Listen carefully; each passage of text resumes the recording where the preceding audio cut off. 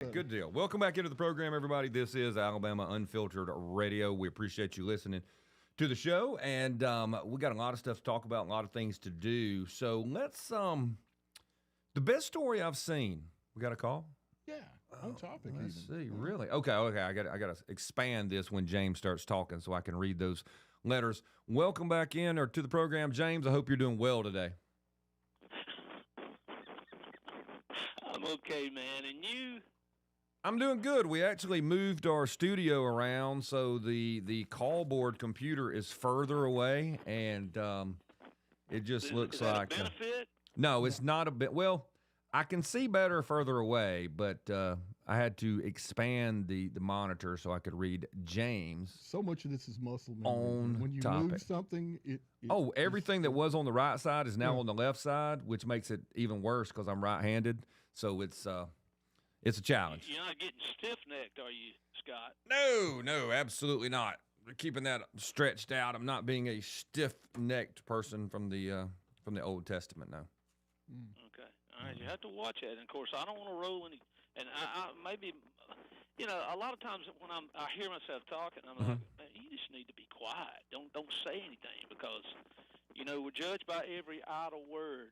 And somebody like myself, that should be at the forefront of my mind. Wait, you trying to make me worry? I have 15 hours a week of idle words, James. I'm just telling you, and we should be careful there because we certainly don't want to scoff. No, we don't. But look, I'm edifying people, building them up. I think edifying is to bring one closer to the Lord, and I'm not sure we're doing it here on this radio. There are times when we randomly stumble across the calling. Yeah, true. Okay. Now, I'm going to ask you a question, and we'll go back and we'll try to get back on topic. Will that be okay, Scott? No, that'd be fantastic. All right. In 2 days and 2 months, you got any idea? It'll be a year anniversary in 2 days and 2 months. 2 days and 2 months. We're almost June. July the 250th anniversary of these United States. No, not quite. Almost. June 30th is what I'm coming up with. That is it. 2 days and 2 months. See, I am disappointed. But it's okay, Scott. All right, so what is happening? 2 months will be the year anniversary of the dropping of the Jim Ziegler article about a particular book. You remember the day? I was about to check the calendar, man. And here's what I'll tell you. The reason I remember that is because it is my older sister's birthday. Okay. And the anniversary of my debacle marriage that I had. Oh, wow. Yeah. That that's hard to lasted forget. less than a year. That's the reason I don't call this woman X, you know what. I just refer to her as the woman I was formerly married to. Because wife implies some form of commitment. And if you're not married, if you're married less than a year, not much you're commitment. Not committed. No, not to that person. No. You may be committed to something. You're not committed. You might need to be committed, is what you were saying. Or something like that. Of course, that would include me because I married the woman. Yeah, one of these days we need like marital advice with James because you've mentioned that story a couple of different times, and I'm trying to figure out how. I was 45 when I married her. Okay, so you're full grown adult. It wasn't like you were 17 and you're like, this girl's the greatest. You were 45. So how? She was a redhead, Scott. Oh, that wasn't a warning? Oh, no, I got a thing for redheads. Oh. But see, that's the problem. Anyway. No, one of these days when we have time, we're going to have a show, and we're going to build it around my debunked marriage. Yes. We'll kind of have a how lot of that callers. happened. Because if we're going to edify people, we need to warn them about the calamities that can arise from, a lack of vision. Mm-hmm. I got 2 words from that. What? Okay? And understand something. Okay. She was God ordained marriage. Okay, so there was no sex. Well, I shouldn't say no. Let's put it this way: there was no funny business prior to our. okay. All right, wedding. that's good. Okay? All right, that's a plus. So, but see, the thing that we should all be striving for as young people is sexual purity. Now, how often do you hear that on the radio? Not on any of those national shows that we were talking about earlier. Exactly. And see, all of this, the reason we are where we are now with our small markets and a handful of organizations or corporations own everything is because of Bill Clinton. And I think you all covered that one earlier, right? No, we didn't cover Clinton. Different show, probably. Okay. Well, see, this is the same president that had a bill on his desk that he could have signed into law that would have done away with partial birth abortions. Yes. Which is the most heinous thing that we have, or one of the most. If there's something that's more heinous than that, these are the problems that we have. And we had a resolution, but he didn't have enough spine to sign the bill. And this is a man that people want to hold up as a great president. And one of the things that they put out there is that, for evidence, is that he balanced the budget. Had a surplus. And some people get that confused. A balanced budget. This was done by Newt Gingrich and the Republicans that had control of the House, not by Bill Clinton. That's correct. And there is a tremendous difference between a balanced budget that covers a year and a national debt. Bill Clinton didn't have this country out of debt. Okay? The debt marches on, and everybody that's been in there, they just keep raising that budget. The national debt. I'm sorry. Excuse me. See, I'm getting myself confused. I just keep blabbing, and I'm certainly not edifying, Scott. Let's not be confused. Have you reached idle words? Probably long ago. But the point I'm trying to get to is you hear this mess that comes from that Clinton era, the book that she wrote, It Takes a Village. All right, she was borrowing from African folklore, I believe, and some folks, you hear that phrase spewed most anywhere. Right. And they don't realize that the village that they want to build is one where you can slaughter the unborn. You're right about that. I can't believe you're even talking about what you're talking about, because the first article that I have coming up after this break is about that. We got to take a break. This is Alabama Unfiltered Radio. We'll be back.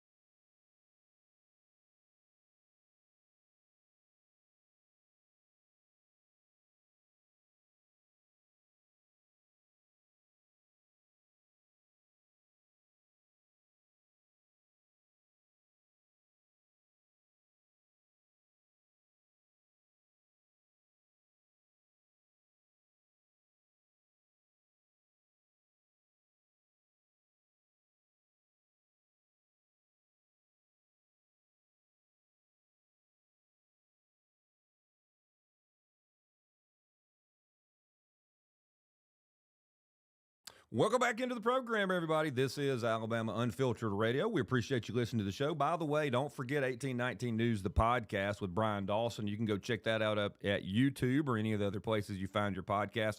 You will enjoy it. It is there's an archive there. You can listen to the old programs. 1819 News, the podcast with Brian Dawson. Going off what James was saying, James brought up the partial birth abortion ban that Bill Clinton had an opportunity to sign. It was on his desk. He chose not to sign it. Then you fast forward to 2026. As James had pointed out that he didn't know if there was anything worse than a partial birth abortion. Now, one of the things I have said that I know makes some people lose their minds, I get it, but there's so much talk about what is the great sin of the United States, the irredeemable thing, the thing the United States did that just makes it a terrible colonial power and oppressive and all that kind of stuff. And I would say, my opinion, y'all don't have to agree, I get it, but I would say the worst thing the United States ever did was not slavery. Slavery is not the cardinal sin of these United States. No, it was not good. It was not Christian. It was not doing unto others as you would have them do unto you, as Christ said. Now, you know, Old Testament stuff before Jesus came and said, "Hey, look, there's a higher law that, you know, if you think you just you're being good by just doing the basic stuff, don't forget that Jesus said, hey, look, when we're talking about adultery, you don't even have to take part in the event. If you're just taking a part in the event in your mind, in your heart, you've sinned." So, you know, there's plenty of things, but I would argue that the greatest sin of the United States was not slavery. The greatest sin of the United States is abortion. Well, I mean, what are we up to, Sky? Are we up to 70 million? We got to be at 70 million. We were at 60 million a few years ago. At least that, yeah.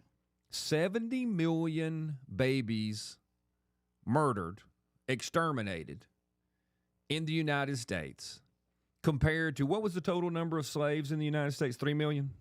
I heard 3 to 4. 3 to 4 million total.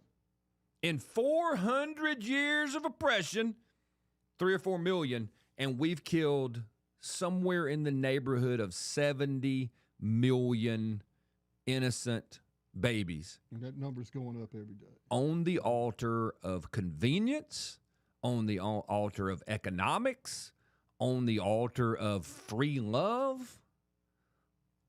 Is there anything else? Economics, you know. And look, it's an old-timey pagan ritual. I'm sorry. Scott, it is not. Oh, yes, it is. Hey, I need to take my baby, my newborn, my child, and sacrifice it on the altar of whatever, Molech, Baal, some other old world entity, so that I can prosper in that economic needs. Hey, I need to do this so it'll rain. Well, if you're everything is agricultural, that's to prosper. Hey, I need to do this so I can have power. Oh, don't think for a second there's not a lot of dark power and evil involved in this. It's a ceremony. There's no doubt about it. But for the people who believe that slavery is the country's greatest sin, I think slavery pales in comparison to what we've done when it comes to abortion. Now, what's funny is, I don't know if you're familiar with Representative Brandon Gills. Is Brandon from Florida? For some reason, I think. What's the last name again? No, he's Texas. Freshman Representative Brandon Gill. Gill, okay. The Republicans they were having a hearing, and the hearing was exposing how the Biden Department of Justice had weaponized the FACE Act. You know, the FACE Act was the Freedom of Access to Clinical Entrances. That's how they got FACE Act. And they used it against pro-life Americans. But they always turned a blind eye to violent attacks on pregnancy resource centers, like pro-life centers. You know, the places say, hey, look, if you come here, we'll help you. We'll work through it. We'll talk to you about it. We'll help you find someone who might want to adopt your child. There are other choices. Yes, they're pro-life. They're pro-life centers. They're women's centers. A lot of places in the South call them women's centers. And a lot of churches were doing this. So you could go and terrorize a church. You could go and terrorize one of these pro-life centers, these counseling centers. But heaven forbid you be outside praying outside of an abortion clinic.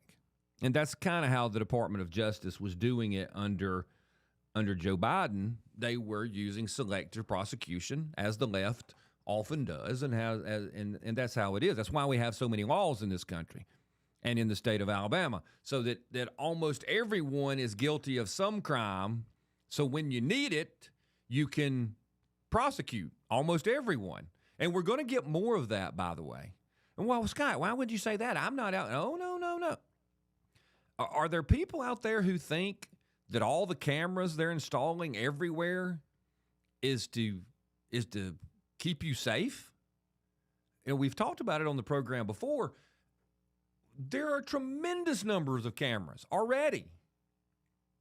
And if you or I lose a child, our little girl, our wife is abducted, they'll be like, oh, we're really getting after it. No idea. Can't find. And I think I've told y'all that I talked to former federal law enforcement who told me straight up, Sky, that if a regular person, goes missing, or their child goes missing, or whatever, we're doing what we can. We're looking, we're searching. But if a U.S. senator's daughter, child, whatever, or someone they deem super important, there is all sorts of surveillance that will be utilized to find that person. And I said, but why wouldn't we do that for everyone? Is it just because, they're elite and we're not? And the answer wasn't what I thought it was. I thought that was going to be the yes, they're elite. He said, in his opinion, the reason we don't use it on regular people is so that all the regular people don't figure out how much they're being tracked and followed already. That people don't want to know how much they already know about everything you do and where everybody is at every moment. And we're just seeing it multiply over and over and over.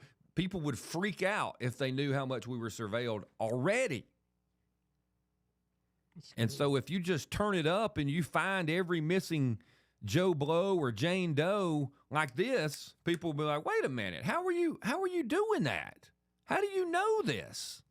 See? State. So you just leave it alone. And unless it's a do or die, you gotta keep quiet about it. And that's a disturbing thing. But so you think about all those things, and then let's go back to this FACE Act stuff. And the point of that conversation is, don't think for a minute that you're not or we're not doing anything, quote, illegal, and therefore no one will ever bother you. What happens is, as long as you or I are not a threat to the powers that be, you're probably fine. Not necessary. But if you ever decide to rise up and say, hey, no, I'm with the quote rebellion, then it'll be time to say, hey, I don't know if they knew it, like this new thing the state legislature did. How much money does Scott got in the bank? I don't know. Maybe he's got, $500. Oh, really? Huh. Our new drones that are flying over the work zones in Alabama, we've got him speeding through the work zone every day for the last month, going to and from work. That's 20 times. 20 times? Well, yeah, it's 5 days a week, 4 days out of the month, and to and from, yeah. But that's $500 a day. Yep. 500 times 20. Yep. You want to send it? Yeah, send him the bill. Tell him when his court date is. That's how this is going to go, Sky. And people think it's not going to happen to them. We got to take a break. Alabama Unfiltered Radio. We'll be right back.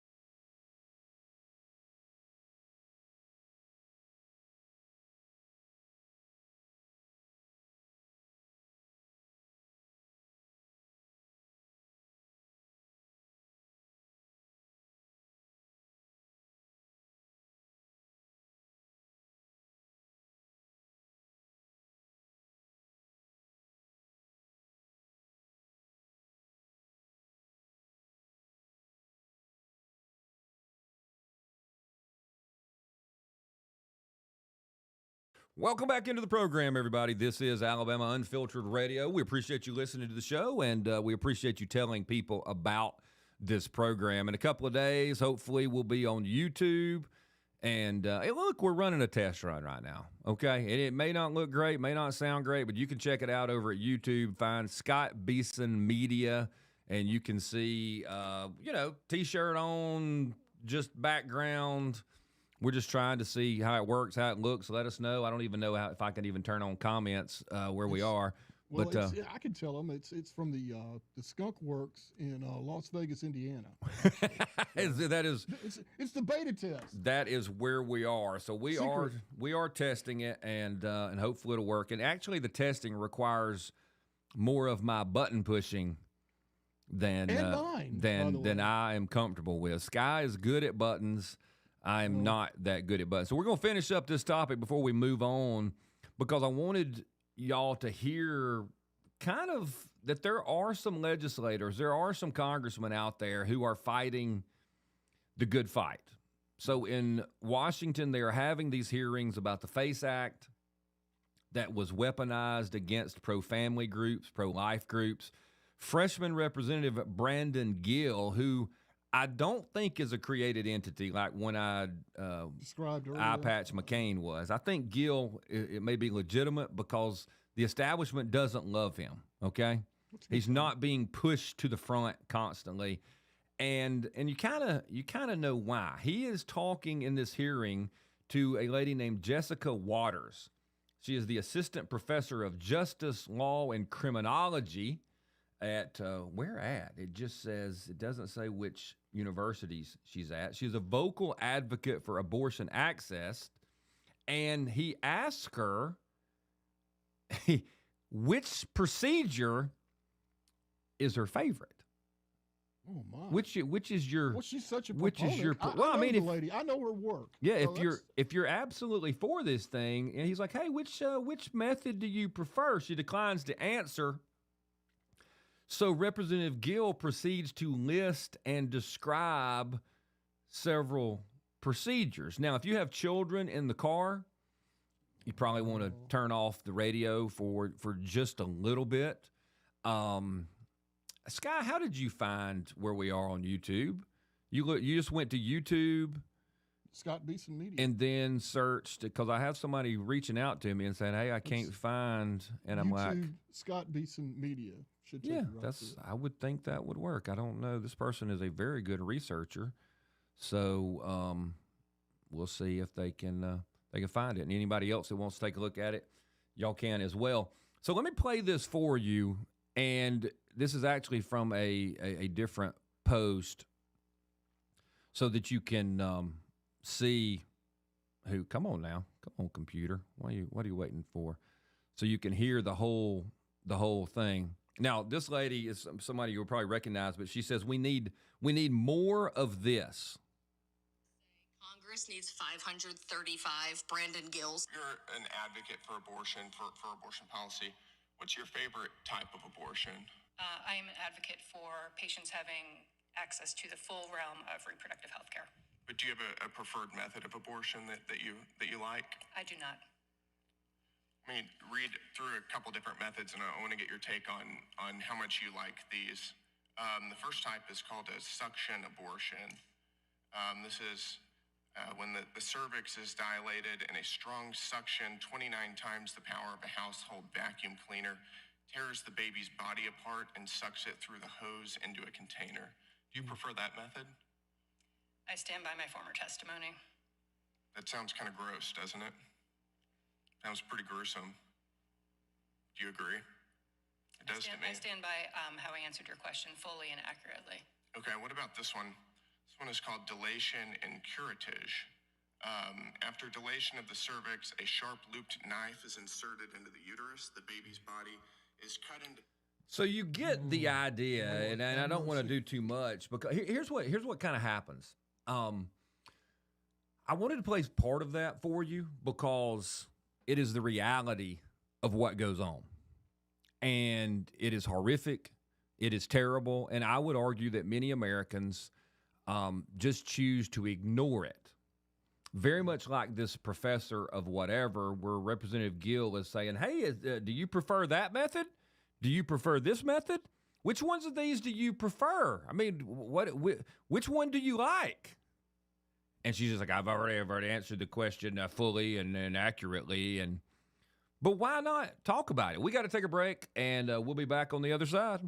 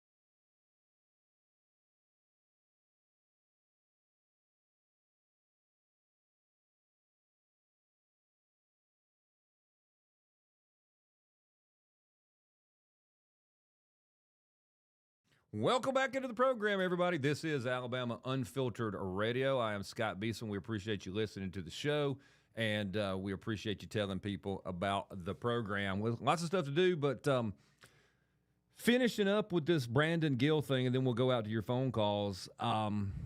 Fascinating conversation between him and this professor. And I like the questioning. I like the fact that he's trying to point out, hey, here's what these procedures do. This is what abortion is. And if you're going to come into the United States Congress and advocate for abortion, then someone should ask you, hey, what's your favorite procedure? Because think about it. If you came to my house and you said, hey, you know what? I support people knowing how to cook. I support people cooking. I support people, taking their fresh produce and their meat from the butcher shop and making a culinary, just a masterpiece. And I would be like, well, what do you which one is your favorite? What do you like to do? Do you like grilling steaks, or do you like making desserts, and which dessert? And you would be like, oh, no, I love making desserts. Well, which kind of desserts? Oh, I make this fantastic brownie in a cast iron pan, and I make ice cream. I've got one of these little homemade ice cream makers. I do all this stuff, and you're just bragging about it because you are passionate about this. When it comes to the abortion industry, these people are very passionate about it as well. They love it. They support it. They live for it. It pays their bills. And it is, it's almost like a religion, or it is a religion. They glorify it. See it. They do. They do. Yes, they do. And so I think it's perfectly fine for somebody to say, hey, look, I know there's some different ways to make brownies. So what's your favorite way? But he's like, no, there's different ways to do abortions. Which one of these is your favorite? Which one do you prefer? How do you like to do it? The representative has pointed something out. The word abortion has been so sanitized. It is. We take it over the years. It's become embedded in our minds as this right. clinical procedure, like a tonsillectomy. It's the way people think about it nowadays. But when you hear what he just described, yeah, the horror. Oh, it's terrifying. It's enough to make you weep, man. Right. And I think it's good to hear it. Yeah, everyone. I remember as hard as it is. You could tell that I don't particularly love playing the description. Oh. And the reason is it's barbaric. But I think Sky is right that people don't realize. No, it is sanitized. It is so sanitized. You're exactly right. It's been so cleaned up. It is so it's like there's a disconnect between what is said and what actually is required to make that happen. And it reminds me, if you remember back a few years back, there was a group that was going around and they had these posters. They would go to high schools or whatever, and they had posters of completed abortions. And everybody just had a stroke about it. Even the pro-lifers. That is uncalled for. You can't do that. You just can't. Oh, that's awful. Real. It's always real Christians won't do this. Real Christians won't do this. And you're like, wait. This is the result of what is happening. How do we have a culture that doesn't want to know the truth? Right, if the truth is too graphic, I'll give you another example. The kinds of literature the LGBTQ plus community wants your little child to be able to have access to in the libraries and in their schools. A mom will go to a school board meeting. She'll get out the book. Mm-hmm. Let me read you on page 5 of, Scott Goes to Summer's Camp, and she starts reading it.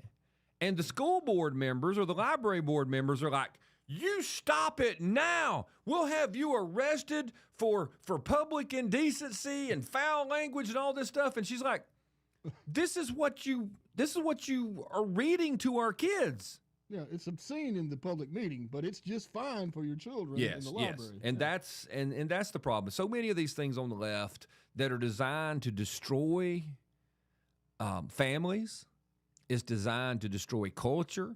It is designed to destroy your whole country.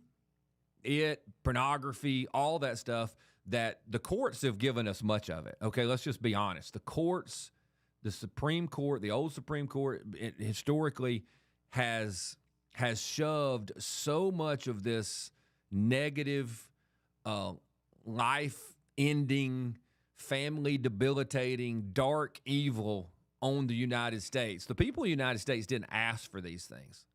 The federal courts put it on the United States multiple times, and we're reaping really what the court system sowed for us. Now, albeit the legislature, the Congress, the Senate didn't do the things it took to push back against it, mostly because they had enough members there that are really kind of for it. And they love having the court put it on and then be like, oh, golly geez, I can't believe the court would do that. Those activist judges. Same old game. Oh, yeah. There's no doubt about it. There's a game there. And we've elected enough crazy pagan leftist Marxists that even if you were going to remove a judge, you can't. We don't have the votes to actually impeach judges who say things like we're totally against the Constitution. But speaking of that, a natural segue, I know we've got a call that wants to tell us about what is on our list today, but we'll let him kick it off. Let's go out to Red Top. Red Top, welcome to the program. I hope you're well. Happy Wednesday to you. Yes, and if you guys want to watch what happened yesterday in the weather in Montgomery, Alabama, go to NPR. Last night, Nova had a hour-long documentary called Rain Bomb, which was exactly what we experienced in Montgomery yesterday. It shows how it develops, how it occurs, and what the effects of it are. And as I was going from east to west on Atlanta Highway yesterday, about 4-something is when the big rain bomb hit. And I've never seen it described this way, so you got to watch. How much rain has to come down in a short amount of time? Is there a definition, or do you just know it when you see it? Well, no, it doesn't have an X number of inches. It's a phenomenon that develops in the atmosphere, and it all starts with that cold wave. Every time we got a storm coming through, you feel that cold air, don't you? Mm-hmm. Mm-hmm. You guys got to watch it. It's too complicated for me to describe on the air. Next, Sky. Yesterday, I get a text from Sky, and I'm going, well, thank you. You didn't text me yesterday, did you? No, sir. Not Was it Sky News? No, sir. No, it was an medical insurance salesperson. That definitely wasn't me. Really? And the first thing goes, hey, it's Sky, S-K-Y-E. Is that how you spell your name, No, Sky? I'm just the regular SKY. Oh, okay. All right. But, considering how much we talk, all of a sudden I get a text from Sky out of nowhere. And I'm trying to sell you insurance, man. No. They have to sell medical It insurance. hadn't come to that yet, but Sky, too bad your name's not spelled the same. Otherwise, you could sue for misrepresentation. You know what I mean? Okay, good news. This morning, Supreme Court has thrown out the Louisiana black voting district. yes. Said, ain't gonna happen. Yes. So, Big news. yeah, and that is finally a good decision. You were giving the Supreme Court and all the courts hell, but if the legislators that pass these laws that are so nefarious, granted, I don't agree with the court's ruling, and it's morally wrong, but the people who start all this crap is the legislators who get these bills in front of the court, wouldn't you say? Now, I'm trying to understand. You don't agree with the court's ruling in this one, or the courts in general? I do agree with the court's ruling. Oh, okay. I think you said I don't agree with the court's ruling, so I was just making sure people understood you. No, I'm saying the things you were saying about the courts and abortion. We're going back to abortion. I got you. I'm sorry. I didn't follow you, Red Top. Yeah, because you're talking about the courts so much, but I Yeah. mean, it has to start at the legislature No, I agree with or you. the courts. Yeah, so everybody's blaming the courts because now the courts run the country instead of our legislatures. Mhm. And and the courts should be throwing out this drone. And what do we need Republicans for if this is what they're going to pass in our state? Hey, Red Top, let me carry you over. We got to take a break. This is Alabama Unfiltered Radio. We'll be right back.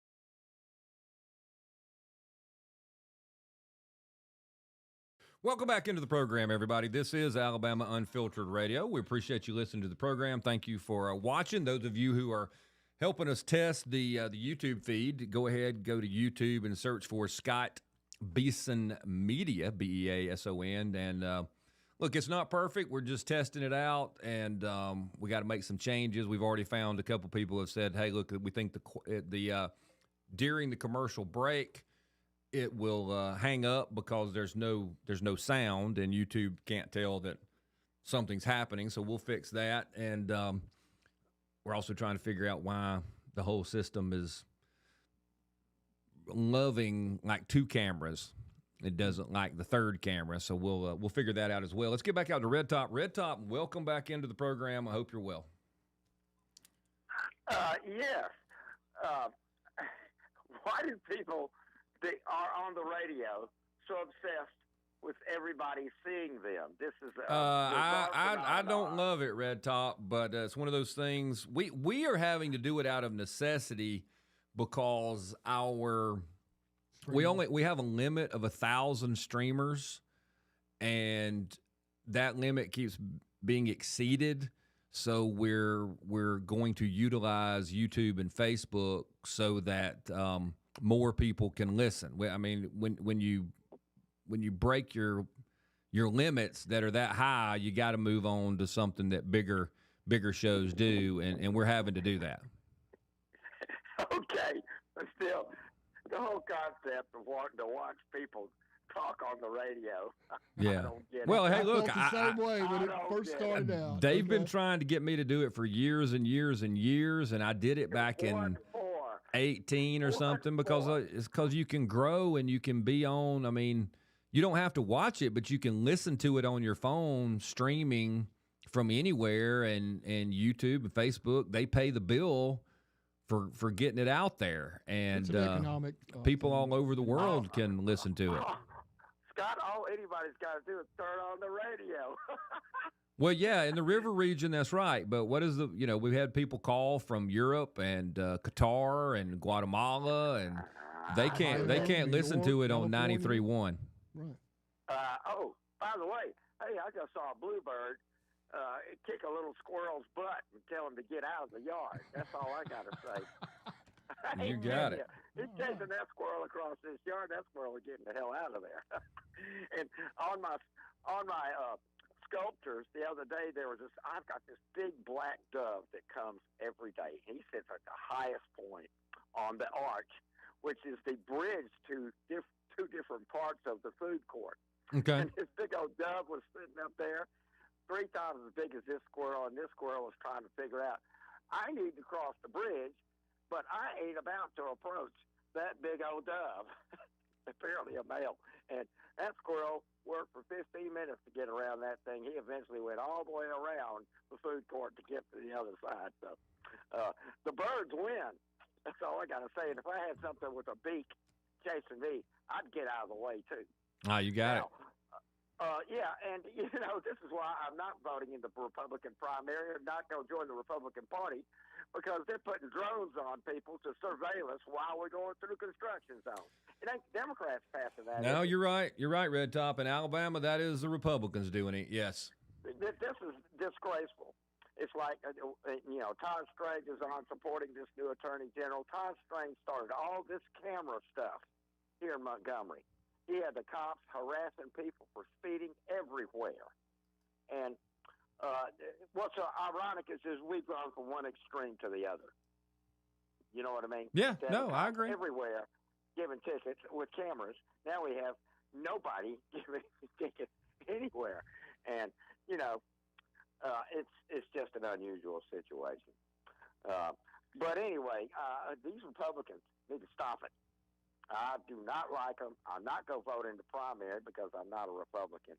And did they pass the bill to where you have to be of the party to vote in? Did they? No, pass they that? did. They did not. They failed to muster the votes required for party registration. They just couldn't get it done. It was so close. Yeah, just so close again this year. Yeah, I have a feeling they had no intention of passing it in the first place. You would be correct. You've been listening. Oh, that's a shame. These boys got a lot to learn, and you know what? they might get their butts beat, and they'll deserve it. Let's hope that doesn't happen. Roll Tide, go Trump. The sun's out. Y'all enjoy this beautiful day. Yeah, thank you, Red Top. I appreciate you. I need to go to Charles the First too, but let me run this down. Associated Press story. Who wrote this? What's his name? Mark Sherman. The Supreme Court on Wednesday struck down Louisiana's second majority black congressional district in a decision that could open the door for Republican-led states to eliminate black and Latino electoral districts that tend to favor Democrats. Somebody call up Mark and ask him, tend to favor Democrats? These districts are drawn purposely. Look at the state of Alabama. Those districts are drawn purposefully to elect Democrats. No, Scott Beason, they're not. It's to give minority representation. I've already told you what happens. If we in the state of Alabama said, as a Republican Party, if the Republican Party actually had any control, which they do not, if the Republican Party said, you know what, we're not even gonna have our primaries.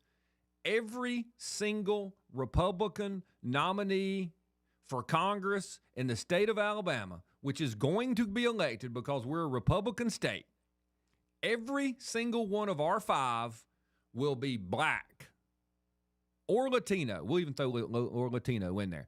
Everyone will be black or Latino. We will pick it without a primary, and everyone will be black, and we'll put them on the ballot for the fall. And we will send 5 black or Latino Republican congressmen to Washington, D.C. to represent the state of Alabama.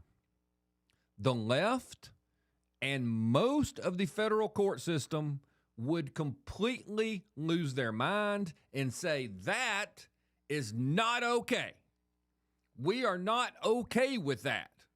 But then they'll turn right around and say, no, we must have a black representative. And so a lot of people hear these things and they're like, wait a minute, I don't really understand this whole black representative. What do you mean? We've got we have 5 congressmen. We'll just in my theoretical world here, we have 5 congressmen that are black or Latino. 5 of the 7.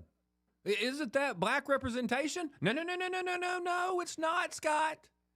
Well, I don't understand. So you're not actually saying that the representative needs to look like the people you're saying that it needs to represent, are you?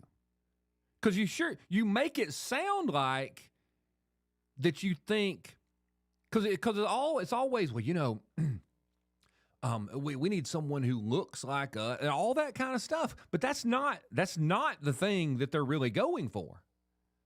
What they mean when they say black representation, they mean the person needs to be a Democrat. That's what it means.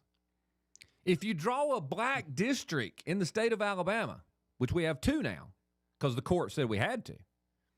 If you draw a black district and it elects, I don't know, Doug Jones to Congress, Doug Jones, who is pasty white, like spontaneously combust kind of white, he counts. Well, why does he count? Because he's a Democrat. That is what it's all about. I feel so sorry for my leftist friends or my people who don't pay attention, who think, oh no, Scott, it's really about someone who looks like them. That's not what it's about. It's not what it is. It may have been what it was about at the very, very, very beginning, but it took about 3.5 days for somebody to say, this is great. This is awesome. And I promise you, they say these people. You know how I get in trouble if I say those people, or if I say you people? That's terrible. But in the halls of leftist power, where the elite liberal white folks sit, they're like, this is great. These people will elect Democrats that will do what we say for decades to come. And anytime one of these states, the conservatives are like, hey, we're not sending any more Democrats, the courts are going to back us up. And the courts are going to say, no, you must have someone who the minority elects. Back to the halls of white elite power. These people are going to give us Democrats for decades. This has all been one big show. And the U.S. Supreme Court has ruled 6-3, and we're going to get to that part on the other side. It changes things. Now, I don't know where the Alabama legislature is. They don't get to automatically take part in this because they couldn't get off their backsides. We got to take a break. We'll be right back.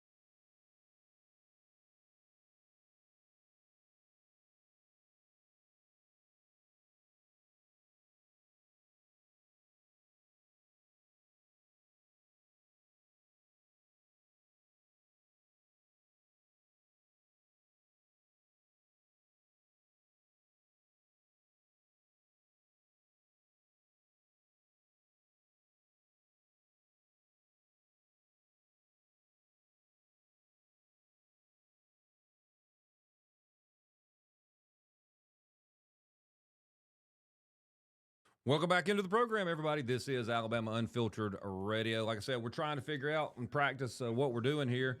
So if you want to check out what's happening, and you can comment, but I can't see it because we're not ready for – I'm not ready for all that. But you can comment on the program. We've got having a couple of camera issues, but that's why we do these practice runs. We're all here, and Sky's trying to check it. And let's go out to let's get a little feedback real quick. Charles I, don't go anywhere, but let's go to Ann Eubank. Ann, how are you? Welcome to the program. Well, congratulations. You finally got it going. Well, I don't. It's going. We don't know how, but it's going. You're right. Well, and it's freezing up some. So, is it? Well, we've already talked about. I'm getting a new. We'll have a new interface with the internet here in a little while because I think the main driver computer is trying to do it based on Wi-Fi, and we're going to hardwire that in. So we didn't see that coming. And one of our cameras, two of our cameras are made by the same manufacturer.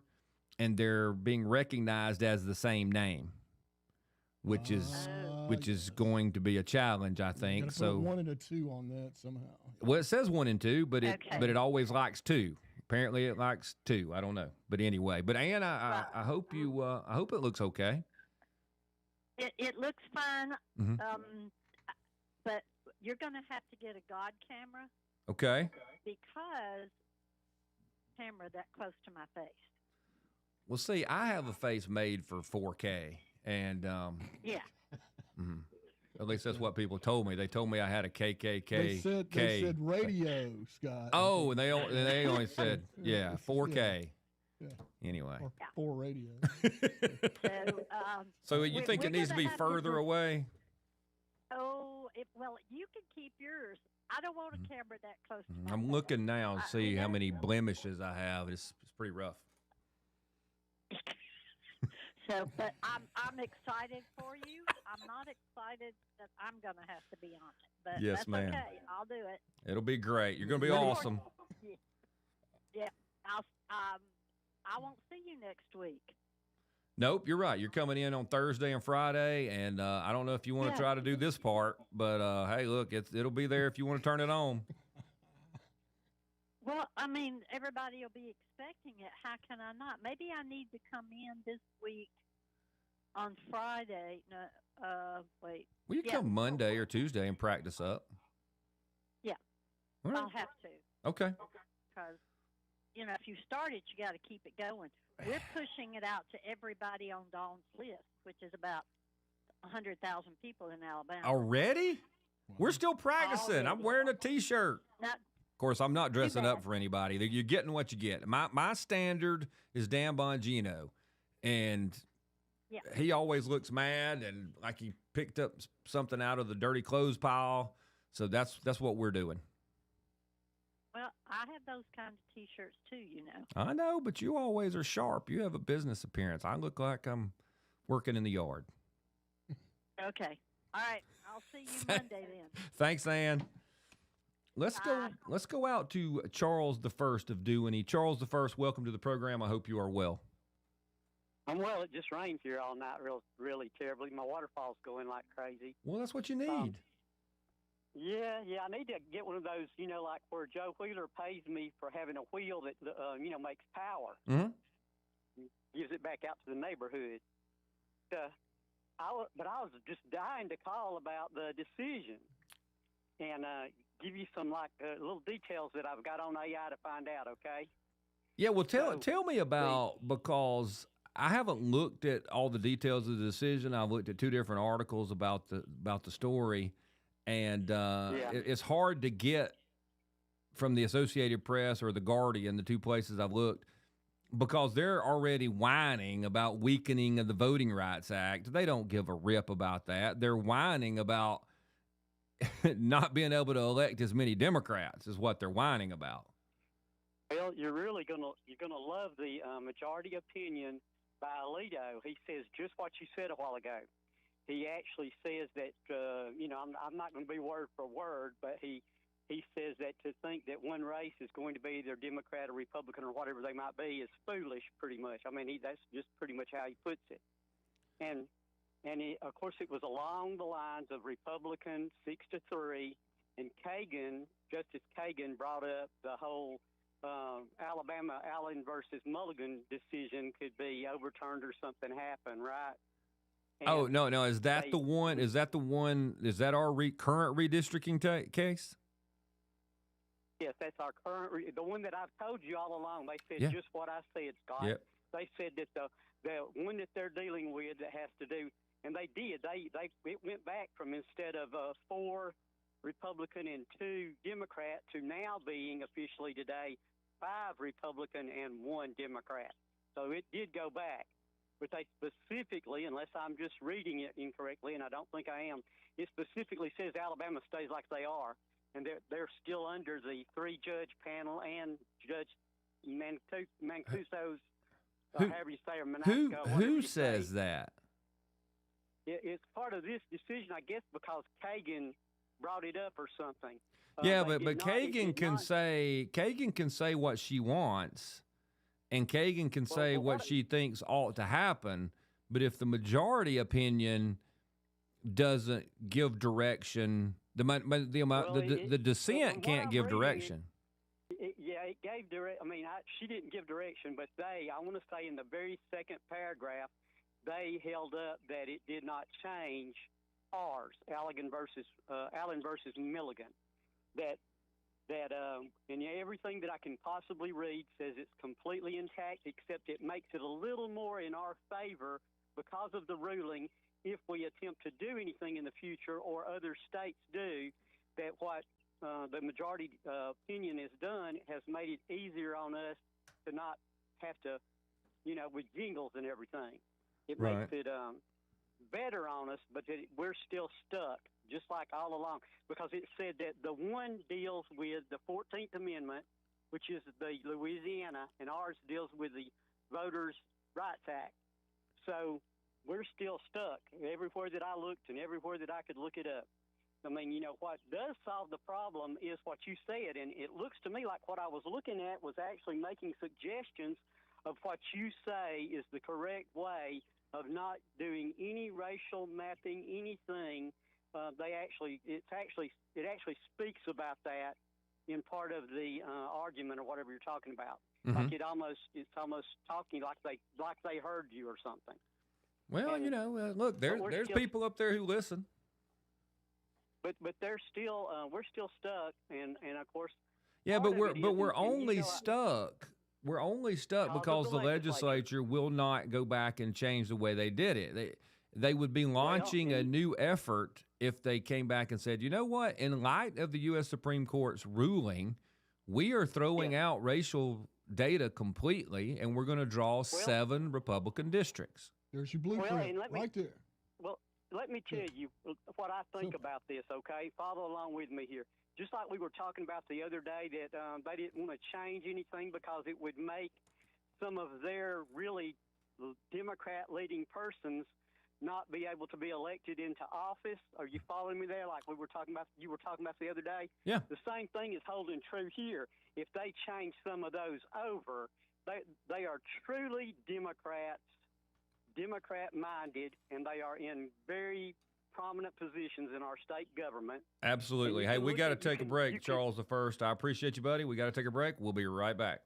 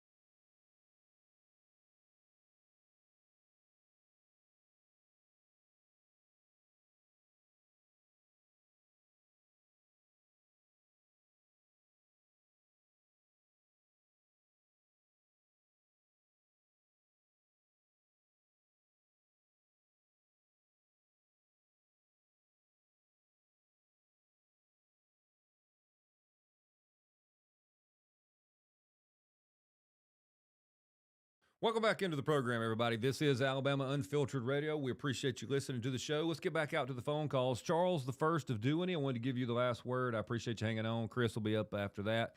Charles, the first, what was your last thing you wanted to point out?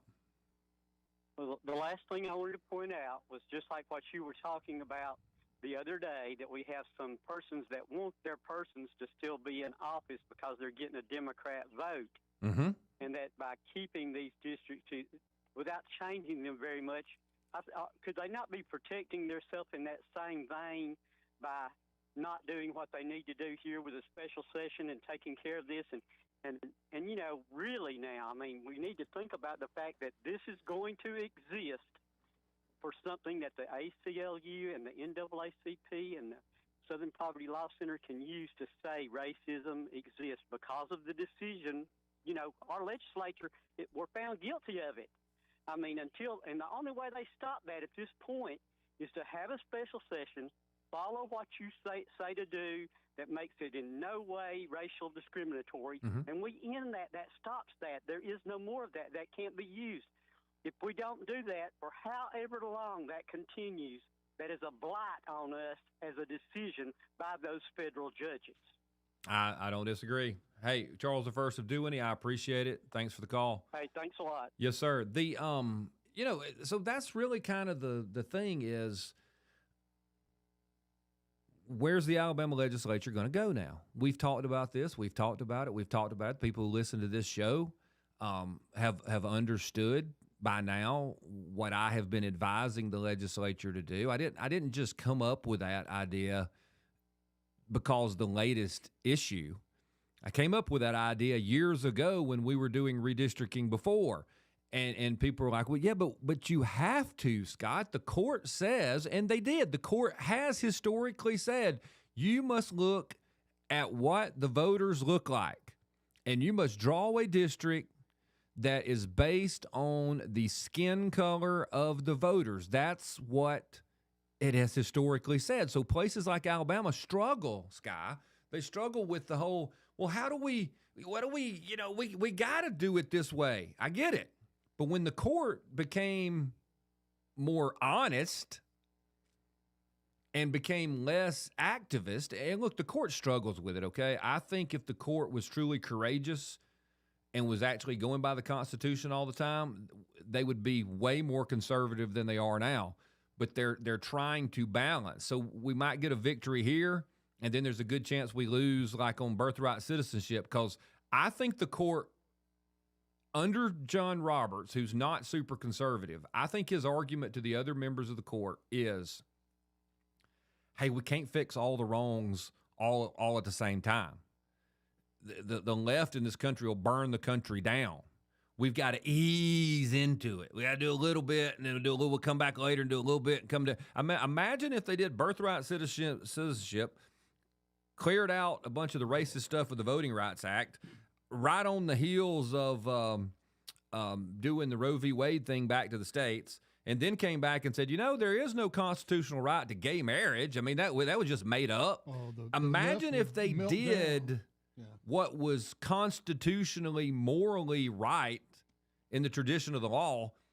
The left would burn the place down, and they wouldn't be invited to all the wine and cheese parties in Washington, D.C. Yes, the whole social structure of D.C. would fall apart. Yeah, and then nobody, even a Supreme Court justice, doesn't want to be a pariah. I mean, look, they got Biffy has great parties, and they have wine imported from France, and the cheese is from Switzerland, and you can't miss that every year.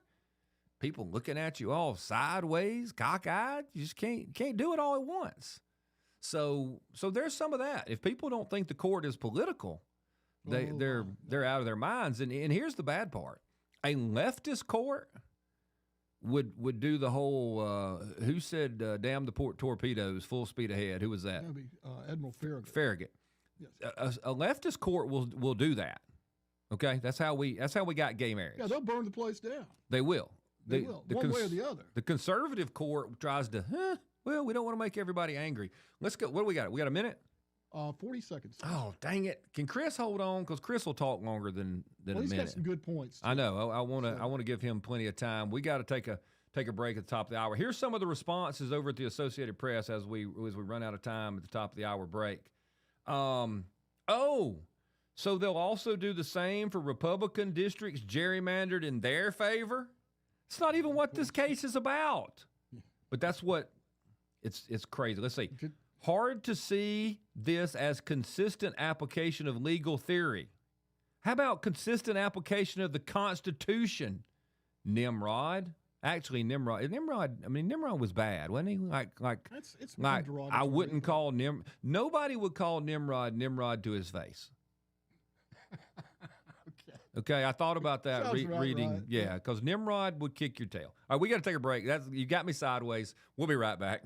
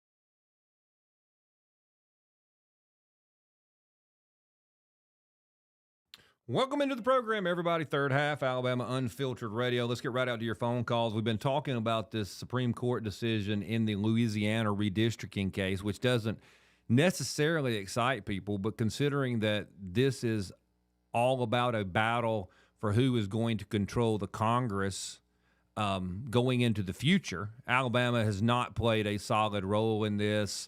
We have capitulated. We've done what the lower courts have told us to do. We have 2 Democrat seats now unnecessarily, but this ruling possibly changes things, and a lot of response. And I was reading some of the responses to the Associated Press story. It's funny. Listen to this one. If you don't think that the left is all in, you've never gone and read comments about these kinds of things. Listen to this response.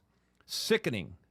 SCOTUS is working as hard as they can to drag this country back to pre-civil rights era. Oh. Give them enough time and maybe a couple more justices, and they'll happily drag us to the 19th century, maybe the 18th. Let's see. South Carolina. This is disgusting. This Supreme Court is a joke and is helping Trump destroy our freedoms. What freedom is that again? But let's go to Chris. Freedom to gerrymander. Yes. Chris, welcome to the program. Thanks for listening. It's the freedom to draw districts based on race. That's exactly. Their freedom.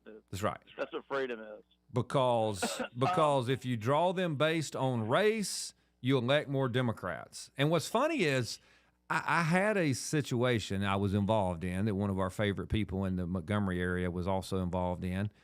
And they acted all, oh, I can't believe anybody would say, why would you jump to the conclusion that just if you have a district that is almost all black in Alabama that it would elect Democrats? Are you saying that? Racist? I'm like, no, that's what the stats say. And now the Supreme Court is like, hey, look, it's not supposed to be that way. You can't just – the Supreme Court knows, Chris, from some of their comments, that they know this is designed to elect Democrats, and they're doing it by hiding behind race. Right. And the irony is, though, didn't they ask, is it Ledbetter with the state, hey, y'all going to readdress this the districts again, redistricting again? He said, nah, not till 2030. So I would say if the governor had stones, which she doesn't, and wanted to do something, she should call a special session and redraw it and throw it right back in their face. Because Florida has shown you a map on how to do it. DeSantis said, you know what, we're going to redraw them, and guess what, you're not going to have any representation Democrats because we're going to take it all away from you. And we don't care. And Virginia did the same thing, but they go through a way in which it's going to be struck down because the verbiage on their on the amendment, whatever it was when they voted, was complete garbage, and that's going to be struck down. So the Republicans are now in a place where they can, if they were sharks, they would smell blood and they'd go after them, but they're not going to do that because, again, Republicans are there to give you the illusion of choice, and they're not going to lead. Yeah, no, I think you're right. Charles I of doing, he said a similar thing in that, and it's the old Clark rule that the problem with us is that so many of us are them. And Republicans in Alabama, there's a very good argument to be made that our Republicans, many of them are actually out to help national Democrats, which is why they haven't moved on in any of these things when you could see the writing on the wall. And then if they're going to refuse to do so now, they are absolutely helping national Democrats who are Marxist. And I don't see any way around it. But when you have a speaker who says and tells the whole world, well, he didn't mean to, he told the caucus, we're not, we can't have party registration, otherwise some of my guys lose. If you just let Republicans vote, my right-hand guys, my lieutenants, possibly lose. So whose side are they on? You got to think they're on the other side. Well, they like crossover voting to keep them in power. And the fact is, again, if we had a legislature and a governor that smelled blood in the water, they would do a special election. A special session. They'd come and redraw them and throw it right back in their face. And that Judge Manasco from Montgomery, she ruled, and then we have a three-panel group of judges that are going to tell us how we're going to run our elections, which pretty much means we're going to have Democrats tell us that they want to have at least 2 congressmen in the state of Alabama. And, what I say to them is win elections in the state of Alabama. Democrats, elect Doug Jones as your governor. Correct. Elect, have a legislature that's full of Democrats, and then you can do whatever you want then, just like they did in Virginia. Well, it's what they did, Chris, in this state for years and years and years. And, all this stuff came to a head when Republicans started taking over. And then they're like, oh, my gosh, I can't believe we got to fight this tooth and nail. And I'm with you. And, look, I'm holding out hope that Kay Ivey will, after this decision, say, hey, look, we'll just do a whole new one. We don't care. Judge Manasco has the old one, okay? And she didn't like it, and they don't like it. So how about this? We'll do a whole new one. I mean, you can do that. And then you got the Supreme Court that's set precedent. They've pretty much ruled. So now you can say, you know what, tough. This is what they've ruled. I don't see how if someone came back and said, well, Judge Manasco, we're upset about this. Can we, can they do this? And she's going to say, well, no. How can she say no to that? Because the Supreme Court's already ruled that the way things are drawn here in the state of Alabama is specifically bad, which is garbage anyways. I mean, honestly, let's win on ideas, not because of someone's color of their skin. I agree. And that's as racist as it gets.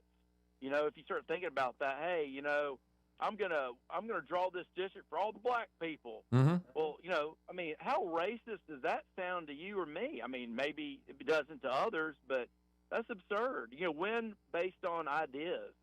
But, honestly, politics, you don't really do that anymore. Even more racist than that is, well, hey, just by looking at that person, that they're liberal, that they vote for Democrats. Well, how do you tell that? Well, look at them. That's what they're saying, Chris. They're literally saying, look at them.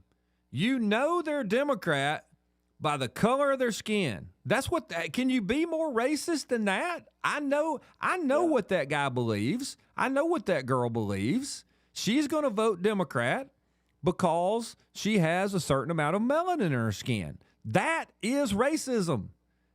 I know that person. That person's not an individual. That person is that color. Therefore, they elect Democrats, and therefore we need a district made of that color people so we can elect more Democrats. That is what is being done. Yeah, here's a block vote. They don't have any ideas, that are different than the Democrat Party. Right. And that's who they are. I mean, that is really disgusting to me. And it is to me too. Let's win on ideas. If you have a mix-up of a district that's black and white, whatever, I don't care, rich, poor, and your ideas are better than the other guy or gal, you should win, right? Mm-hmm. Not because you just, grouped a bunch of people together because they're the same race. But it doesn't do the district, Terry Sewell's district, any good. That district has been absolutely devastated. You go over to Selma, that town used to be a crown jewel of West Alabama. Right. And it is absolutely disturbing they've lost Judson College, Concordia College, which was a black school, a black HBCU. Right. You had all these schools. They're just gone. And because that area has completely been crumbled apart and it's been used as fodder by Democrats. They'll go in there, they'll fly in there and go over the bridge. They don't give a crap about those people. That's a good point. Hey, we got to take a break, Chris. I appreciate it, buddy. We'll be right back.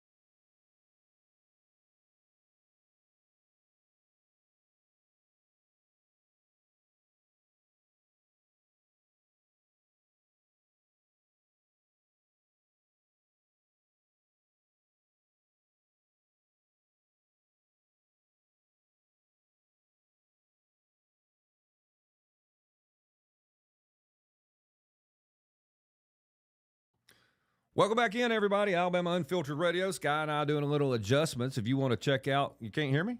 Can you hear me? What's wrong? Oh, this one's not muted? All right, let me do it right there. Sky and I doing a little bit of adjustments. If you want to check out the beta version or the trial version of what we're trying to do over on YouTube, Facebook will be coming very, very soon. But go to YouTube, search for Scott Beason Media. And after we get a few thousand, it'll update where you can probably just search for Scott Beason. But right now, you got to get to Scott Beason Media. Media is the problem, but it is what it is. Okay, It's it was one thing after another. But well, you can't. They don't want you to just have your name. You know what I'm saying? I think I have it, but it's not turned on to actually work. But the media one was turned on years ago, so it actually works. So it's all that kind of stuff. I got Scott Beason everywhere, man. It's all over the place. Yeah, it's everywhere. So let's Chris is gone, but this whole case out of the Supreme Court, it's funny. Now think about what's happened at the Supreme Court in the last few days. The Supreme Court said to Texas, hey, yeah, they can do redistricting not every 10 years, right? I heard okay. That one. Okay, that's one. So that's one. Then they come along and say, yeah, you can't be drawing districts based on race. That's two. And what is Alabama's excuse? Well, we're going to wait to 2030 because we don't want to do an in-between redistricting, right? Well, they're tired, Scott. We've been working so hard. Come on. And then, so there really is no excuse. I mean, you got Florida. There's none. DeSantis is down there just knocking it out of the park. But it's fairly clear that Alabama just doesn't have the will. Excuse me, the state has the will. Alabama is run by old school Democrats, and you know what I hope for them? I hope they're not cheap prostitutes. Well, you want them to get paid. I want them to get paid because I care. Because if they're doing it for free, you know what I'm saying? Dumb. if they're not getting a reward, they're too shady to be dumb. I mean, even in the movies, if you're helping the foreign power, when the Transformers were taking over, at least those scumbags were like, "Look, I got something out of it. They're going to win anyway. I got something out of it." I'm afraid our people are just cheap farm implements. Too tired. Let's go to Clark. Clark, welcome to the program.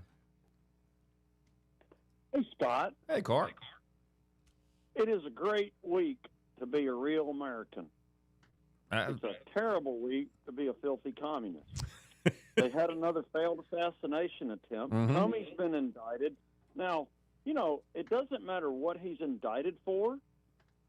If the indictment holds up and it looks like he might be in trouble, he is going to squeal like a 2-week-old piglet taken away from the sow. Do you think so? Because some of those guys are at a level. Martha there. The only reason they've kept their mouths shut is because they've never been threatened. Now, what I was going to ask Clark was, but some of those guys at that level know there's a payoff at the end of the trauma, and so. But I mean, I guess if there's a real threat of prison, they might squeal. Yeah. And he's not being brought to trial in Washington D.C. this time, right? No. Yes, they got it out they figured that out. Good for them. You got the Louisiana decision. You got Fauci assistants being indicted. That's just working the way up the food chain. That's what that's about. The Virginia stay. Like I say, it's a great week to be us, a bad week to be them. Now, going to the important thing here, which you kind of opened the show with, not being national yet, and you really ought to be. You should. And you said that, like when you got the radio, you kind of thought it was like athletics. Yes. And it is. And sometimes it's not so much what you do as when you do it and who's watching when you do it, right? Yeah, and who you're related to. Yeah, well, that helps. Now, it probably takes at least 10 years to be an overnight success in pretty much any endeavor. It's just the way it seems to work. That's you know? fair. Now, let's look at your product. First, there's you. You do a good job. Okay. You have a good command of content and the subject matter, and that's both on state and national levels because, you know, it's a state and a national show. Yeah. You handle callers well. Content selection is pretty good. Callers. You know, well, now look, here's the deal on the content. You know, the majority of the time you are on contemporary subjects. Yes. And there's a lot of times where on your show, stuff gets talked about a week, a month, 6 months, a year ahead of when it becomes contemporary and stuff that you're hearing on the nationals, right? That's true. I mean, when it finally gets out there enough that they're like, okay, you can't ignore it, the national shows will talk about what we've talked about. You can't stay way out front all the time or people think you're crazy. That's true.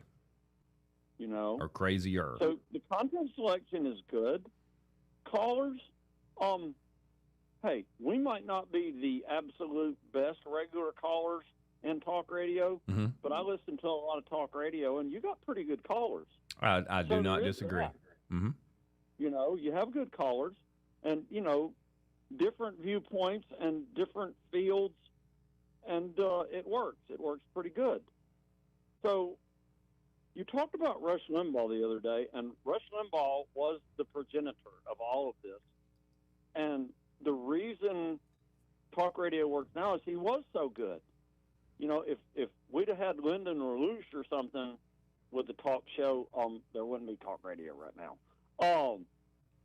But when you look, Rush was very good at covering the subject matters. He was. Mm-hmm. But then you had, I don't know, I don't want to call it clown horn and cowbell, but there was the Taffert Brothers sales. You know, bars of pure plutonium, 3 for $1. But if you ain't here right now, you ain't going to make it. And, oh, my gosh, what was the guy's name? Paul Shanklin? Yeah, they did all the spoof music stuff, yeah. Yeah. Scott, I was on my way to deliver a calf, and I had to pull the truck off the road the first time I heard the Barney Frank's I Am the Banking Queen. That one was actually pretty good.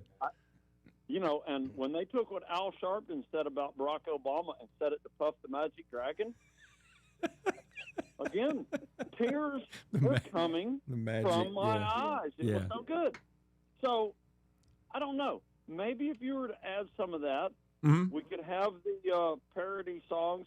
You're going to have to find somebody with professional ability because clearly me singing them for you. I'm looking at him. I've been trying to get him to unshackle himself for 3 years because his abilities are not being fully utilized. But he's afraid we're going to be drummed off the air. I've had problems before. Hey, he's you know gun what? shy. It's not scary. You're not stepping out of a comfort zone, and you never get anywhere if you're not willing to step out of that. Now, here's an idea that I have. Little skits. Mm-hmm. There was a radio show. I was a communist for the FBI. Okay. Back in the 50s. Okay. You could have, and you know, they don't have to be long running. Run until the gag's not good anymore and then move on. I know someone who is really good at those little skit things. Clark, we got to take a break, brother. Great points. I appreciate What? Kinsman for the CIA. Fair enough. We'll be back.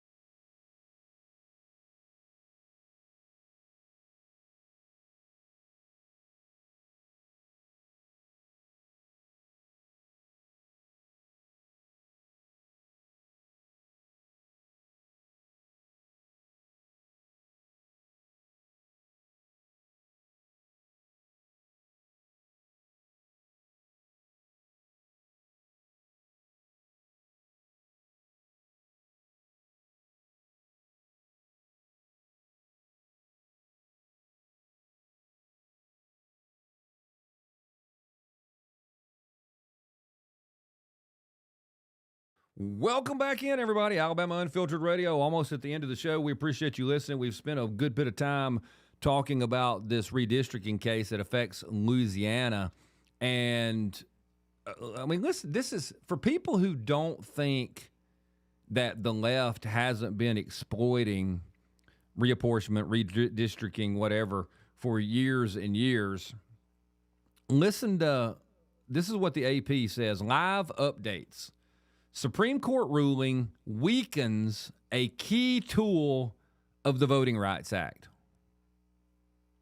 Wait a minute. What do you mean weakens a key tool of the Voting Rights Act? I thought the Voting Rights Act was purely about making sure that people had representation, making sure that people are seen as people and one man and one vote, and we're raising up a standard for fairness and freedom.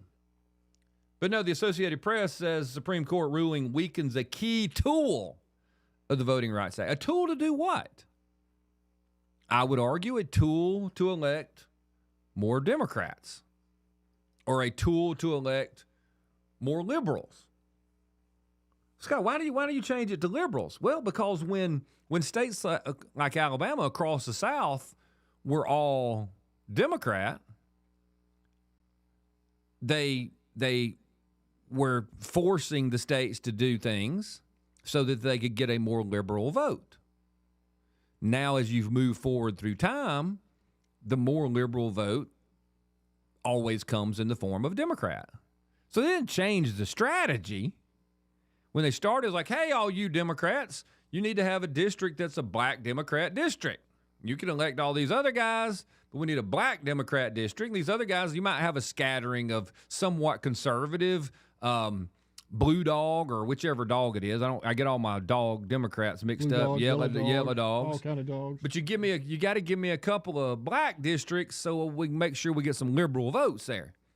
Then people started switching to the Republican Party, and then they're like, wait a minute, we just need these to have Democrats in general. So that's kind of how it has changed. But when the AP says it weakens a key tool, yeah, it was a tool they were absolutely using to help Democrats. I thought the left was very much against stereotyping. They Where are. did I go They wrong, absolutely are. You know, they were the ones that told us you judge people by the content of their character, not the color of their skin, unless you're going after power, and then you lump them. The reason I say that because the very controversial case I was involved in that happened to occur down at the federal courthouse down there in the river region, that was one of the things that I was ripped for was, so you're just saying that just because folks happen to be minority, they're going to vote Democrat. Yeah, I say that because you told me that, Judge. Y'all have told me that, federal judges. Y'all have said that over and over and over. People wonder why I'm so passionate about what's really going on here. It's because I've lived them skewering me for saying the truth. And here we have it now.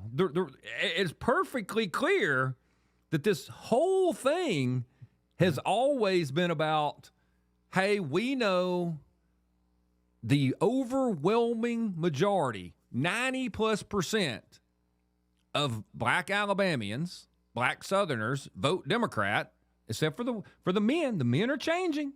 The men are moving more conservatively, voting for people like Donald Trump, thinking for themselves. They know it elects Democrats. They just do.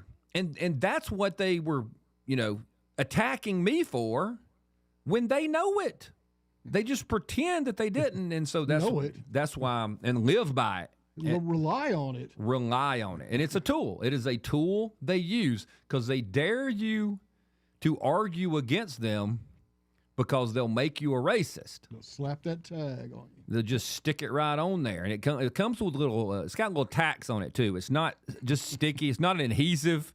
It's like they're going to staple it to you. All right. There'll be little blood trails running down your head as they staple it to your forehead. But they've always used it as a tool. There's no doubt about it. Let's go to JJ. JJ, welcome to the program. I hope you are well. I'm very well, Scott, and I'm glad you are. Good to see you are. Oh, well, thank you. You know, some people, what's that old saying about you got a face for radio? Yes, ma'am. Well, you do, and you have a face for YouTube as well. Well, thank you, JJ. That's very sweet. Nice. You're way nicer than Sky Mosley. No argument here. And Sky does too, even though I haven't seen him. This is the first day I've turned in. They're just going to staple a picture of me on the wall. Yeah. You'll never know. Okay. Right now, I can't see either of you because it still tells me you're at your commercial, but I'll go back. I'll get that straightened out, hopefully. But what I was going to say is, you know, you were talking, the left hand doesn't know what the right hand is doing when it comes to Democrats because, you know, they do not deny their Black Power movement. It's strong as ever. I mean, it's more, you know, it's stronger than ever. You hear it all the time, Black Power. And so what is Black Power? It's political power and every other kind. So they don't deny it. And as far as acronyms go, you know, the government has all these acronyms, and but we need to get, and you would be a good one to do it, to remind people, because I think we've sort of grown it, and some of the younger guys who call into your program and some of the younger people don't remember what RHINO stands for. It's been around a while, and it's Republicans in name only. Yes, ma'am. You know, one of the things was back when Clinton got into all that hot water, and a lot of the Democrats, especially from the South, started running away. You know, they stuck with him as long as they could, and then they started running away. So they joined the Republican Party. They changed over to Republican, but they continue to vote like Democrats, and that's where we are now. They're still there. They're running the Democrat Party, and so the Democrats gained. I mean, the Republicans looked like they gained a lot of people, but they were actually Democrats. So they call themselves but they're Republicans in name only. So they're right, and so we need to remind people of that, and maybe it'll stick better. But it's just as you say, we need to redraw the map. Maybe KIV will take it up, as you say, and do it. And anyway, I guess that's it. You're doing a great job. Keep up the good work. Hey, thank you, JJ, and I appreciate you checking us out on YouTube, because I know you're one of the people that was kind of left out when the stations made the changes. Well, when they closed down up in Central Alabama. So yeah, tell everybody about us, and yeah, you'll have to look at me some, but I mean, I could just run the volume and have a blank screen. Sky, I could just do the picture too. It'd be a lot easier. Just put 2 pictures. The inside of my nose is itching like crazy right now, and I don't want people to have to watch me. You have to be so much more careful, and just forget snack time. That's out. I usually chew with my mouth closed. Okay. Not always. I see a lot more from this angle. You're very, very close. Oh my gosh. Yeah. Hey, if you want to, we got 1 minute on the whole show. Oh, no, we got 1 minute till the next break. Another segment. Oh, so Wayne Allen Root has got good advice for Donald Trump. Maybe on the heels of this, there's going to be a really tough time possibly in the fall. Everything is arrayed against Donald Trump. Got some thoughts on the president, where he is, what he's doing. I saw a Victor Davis Hanson? I think that is correct. Super smart guy, writes a lot of columns, commentary. I saw him discussing this rift that is between Donald Trump and some of the conservative commentators who are upset about what we're doing in Iran and saying things like Tucker Carlson said, who, I agree with a lot of times, but he said he was apologizing for telling people to vote for Trump. And I am not anywhere near there because we're winning on so many fronts. So we'll have some thoughts about that and Wayne Allen Root's suggestion for Trump, but we'll do that on the other side. We'll be right back.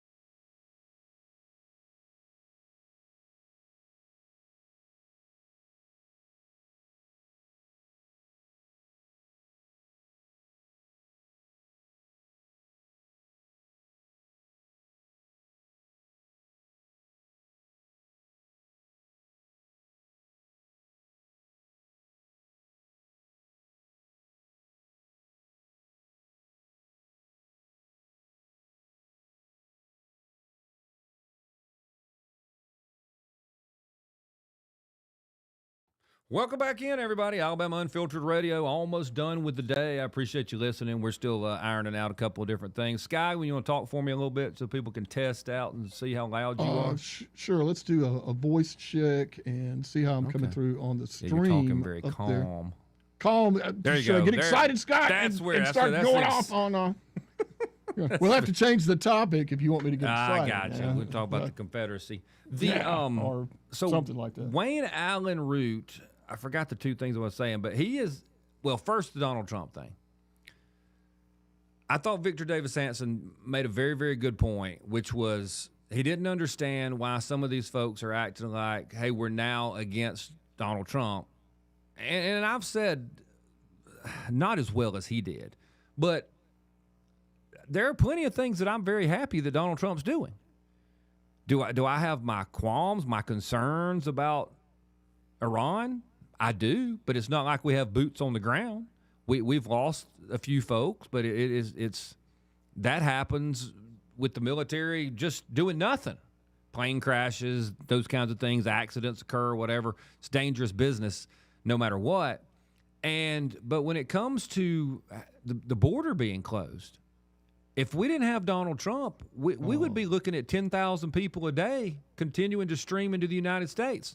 We can't tolerate that.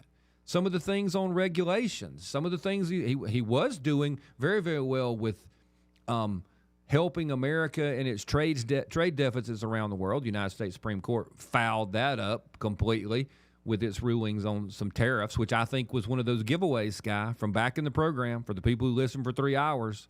Mm-hmm. This Supreme Court is trying to balance decisions instead of just saying, hey, look, this is what the Constitution says. This is what the law says. They're trying to give a little to both sides. I don't agree with them doing that. They're being a little too political. So when the left's like, oh, they're making political decisions, you're absolutely right. It's just not the ones you think, leftist. They don't want to leave that legacy as a right-wing court. That's exactly right. It's kind of what's happening. They don't get invited to the parties. Mm-hmm. So, but Trump is doing a lot of very good things that would never have happened under Kamala Harris. Oh, and so yeah, we can argue about Iran and we can argue about what got us in. We have the opportunity to make a generational change in Iran. We do. And that's where we've said on the program, hey, look, we're in it. Now we got to win it. We got to actually get something out of this deal and change the direction of the world. And I think Donald Trump is the guy to do that. So this whole idea of abandoning Trump and the effort is kind of bad. And then all these congressmen and senators who are going to Trump and whining and saying, oh, well, if we don't do this, we don't do that, we're going to get wiped out in the midterm. Show some backbone. I know you don't have any. You have the chance to pass the SAVE Act, and you're too gutless for that. So don't go to the president or any of us whining about, stand for something. Lead. Show people what the vision is. At least Donald Trump does that. He has told people in the campaign, this is what I want to do. This is what I want to do for America. Run against the leftist ideas. But they don't. They just want to be, I don't know what it is. They want to be coddled, or they want to be able to be, as JJ said, rhinos, Republicans in name only. Now, I would argue that many of the rhinos really are classical Republicans. Big government, mercantilist, doing the bidding of international bankers, and a lot of globalist tendencies. I would argue that is the original history of the Republican Party in this country. But over time, it evolved as the perceived home of conservatives, of America First Christian conservatives. And that's what made the rhino term stick, because so many of the Republicans weren't for the conservative things. But Wayne Allen Root, and we'll get to this again tomorrow for all those people who listen every day, he says that the president should declare an emergency, a national security emergency, and fix the elections. That, hey, this is a national security emergency, and it doesn't matter if they pass the SAVE Act. The elections in this country are going to be done honestly. Only American citizens are going to vote. and you're going to vote once, you're going to vote where you're supposed to vote, and use the full force of the government to run honest elections. Because it is a national emergency. You can't allow foreign powers and our communists that are in our government to destroy the republic. We'll dig into that tomorrow. It's already time to take off, and the show's almost over. Y'all be safe, be good, and like I said, we'll talk to you tomorrow. See y'all.